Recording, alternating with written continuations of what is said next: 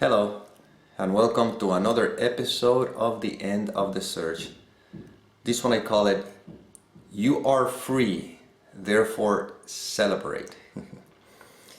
This is a topic that is so obvious and yet is so overlooked because the freedom that I'm pointing to is not something that you will attain in the future as a consequence of something changing or things going your way or so. Is the direct experience of being right now when you're not identified with the content of the mind. You see, you're always free no matter what the circumstance, no matter the situation, no matter the feelings or sensations, no matter the thoughts, you're always free. But the freedom is overlooked because the mind is interpreting that freedom, is narrating, is covering up with a story. And the story is what gives the illusion that you're trapped. Do you follow? Now, why that story takes place, or why do we believe that story? I've said this in every video because the information is the same, but we always repeat the same information because we're drilling the same concepts. Okay.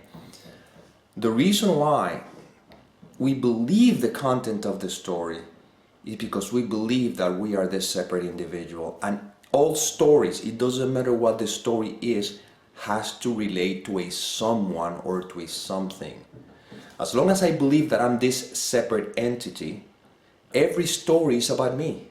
Have you noticed that? Every story is about whether this benefit me or it could hurt me, but it's always around me. But what I am is prior to that me.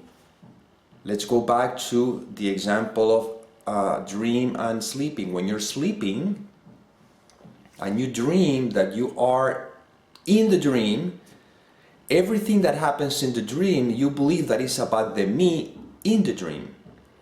But in reality, even if something may seem to be happening to the me in the dream, you're always free because you are outside of the dream.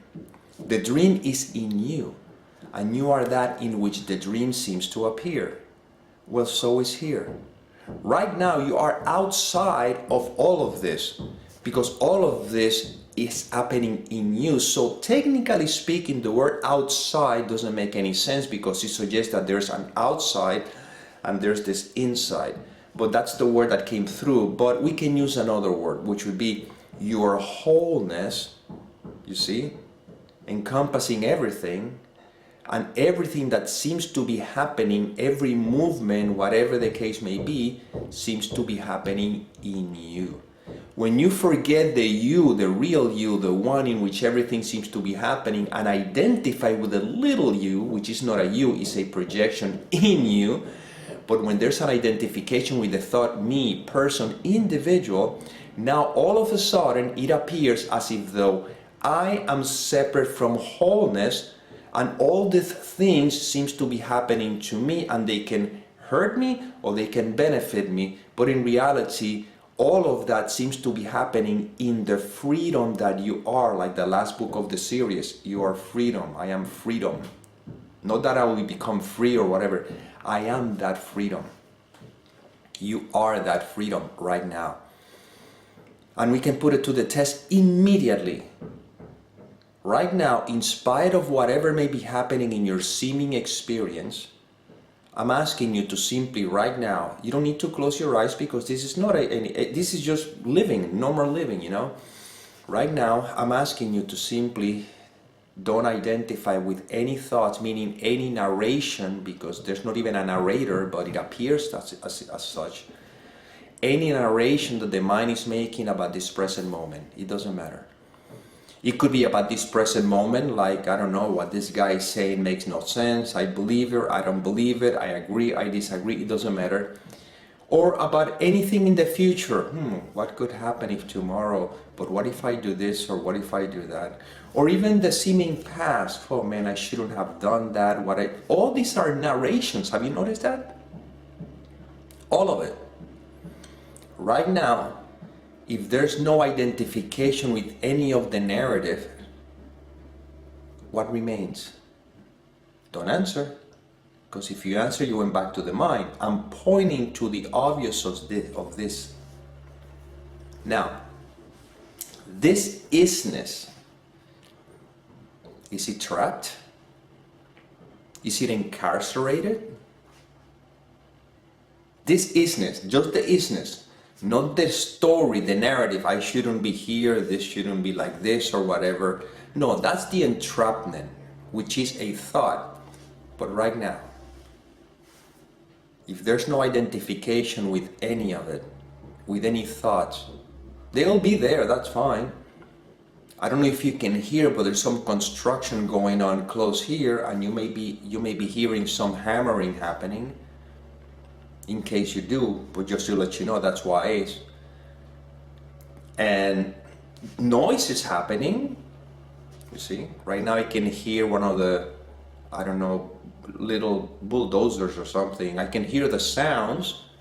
See, noise is happening, but the noise is not in any way, shape, or form affecting my freedom, because I am the freedom in which the noise appears.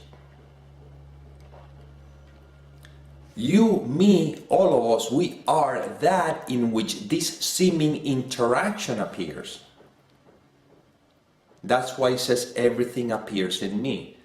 But the mind takes it as a personal, oh, in me as a person. No, not in you as a person, because that person appears in you. Everything appears in me. So right now, if there's no identification with the content of the mind, I'm asking you, are you imprisoned? No, you're free. If you don't believe the narrative, you're free. You've always been free. And you will always be free, because you are that freedom. And that's why I said celebrate. If you see a thought, I shouldn't be here, this shouldn't be like this. Well, that doesn't mean you're not free. You're still free. You're just overlooking the freedom by the narration. Without the narrative, what remains? The freedom that you are. So now you see that you have always been, you are, and you'll always be free. And well, this is the inspiration that came through. I hope it served. And as always, may peace permeate the mind so that love can become evident.